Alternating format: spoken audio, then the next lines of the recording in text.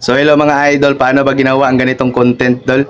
No, parang nagpasil-pasil ka ba no? Madali lang po 'yan mga idol. Tara po ituturo ko pa sa inyo. Let's go.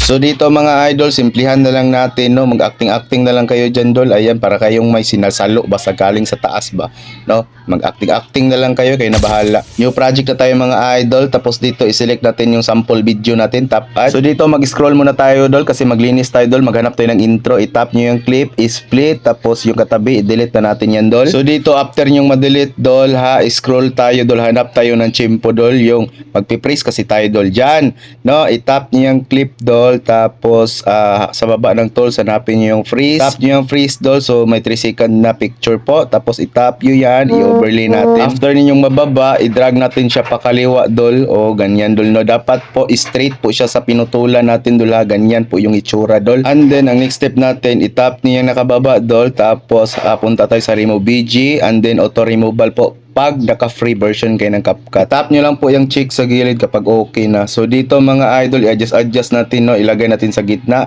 Tapos i-tap nyo yan dol, maglagay tayo ng keyframe dol sa bandang huli. Tapos doon sa umpisa din maglagay din tayo, no? Pero itaas na natin yung clip natin dol. Ayan, yung screen natin itaas pa para bukhang nasa ibabaw siya. Tapos may red diamond na, pwede na hindi maglagay, no? So ganyan na yung maging itsura niya dol.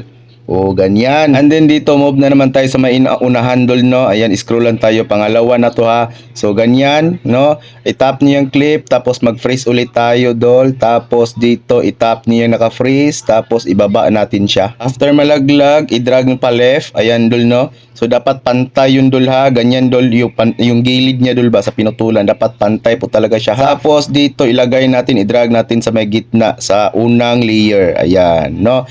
Ayan, ganyan. So, i-tap niyo yan dol, no? I-remove BG natin dol. Tapos, auto removal na naman kapag naka-free version kayo ng CapCut.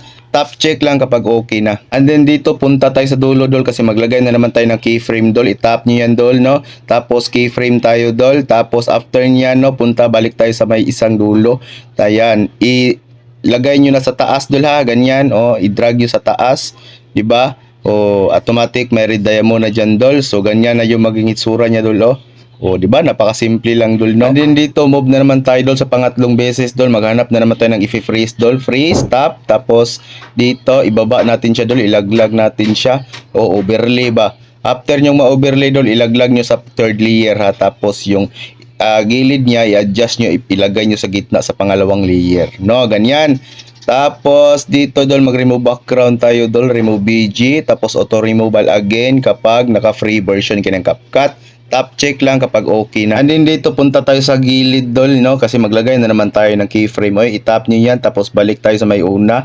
Itaas niyo na yung clip ninyo dol sa screen. Ayan. So, ganyan dol. So, tapos na tayo dol, no? I-review natin dol.